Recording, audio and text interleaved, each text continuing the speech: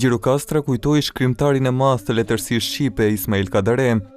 Në 90 vjetorin e lindjes së shkrimtarit të madh Ismail Kadare në qytetin e Gjirokastrës u zhvilluan një sër aktivitetesh, ku aktivitetet u përmbyllën në Muzeun Kadare, aty ku aktorët e teatrit të Zini Sako interpretuan vargje dhe proza të shkrimtarit të shquar Ismail Kadare. Organizimet më të shumta u zhvilluan në Muzeun Kadare, në shtëpinë ku ai lindi dhe u rrit.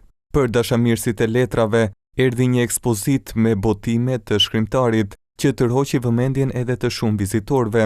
Muzeu Kadare gjatë gjithë këtyre 10 viteve ka pasur një rritje goxha të madhe për sa i takon vizitueshmërisë, por gjithashtu kemi pasur dhe shumë aktivitete letrare, kulturore gjatë gjithë këtyre viteve, që kjo tregon se shtëpia ku lind gjenimi i letrave shqipe është një hapësirë për gjithë dashamirësit e letërsisë dhe një aset i shtuar për qytetin e Gjirokastrës.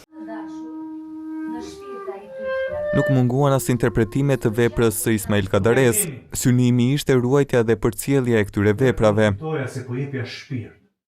Të gjitha ato pak pjesë që u shkputën nga veprat e tij është, si ta thuash, një rikujtesë edhe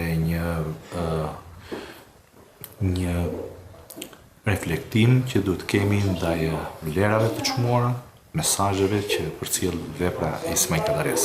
Aktivitete kulturore pati edhe në bibliotekën e qytetit të Gurt. Ismail Kadare ndroi jetë në një korrik të vitit 2024, ndërsa ka lënë pas një pasuri të madhe letrare.